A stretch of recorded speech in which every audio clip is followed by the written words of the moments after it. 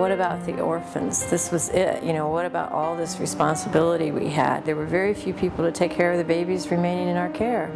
By the time I got there, the babies were all being brought into the orphanage center. So it was just, every inch of floor was covered with a mat or a sheet, and every inch of sheet or mat was covered with a baby, like 100 babies in 2 or 3 rooms. It was pretty overwhelming.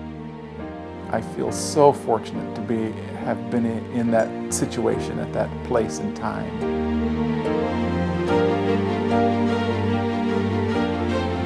Babylift was sort of the intensified version of what had been happening every single day from the day that I got there, and that was caring for children and getting children to their adoptive parents. It all happened much faster than anybody thought. So it was more or less mid-March when we began to panic and realizing that we were going to have to get ourselves out with all of our kids.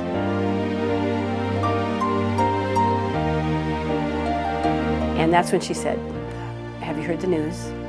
President Ford has okayed Operation Babylift."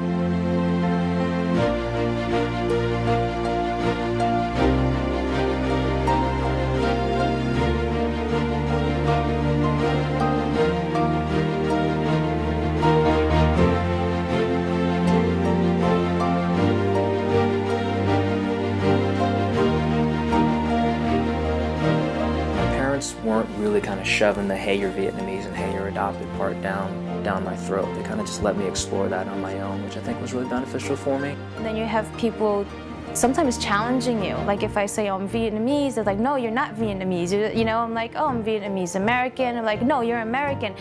So sometimes you feel like you have to defend how you feel, if that makes any sense. And the experience of growing up in an environment that is totally alien to you, and just accepting that and taking it as your own. And then when you get old enough to question things, you end up questioning everything about yourself because you don't know who you are.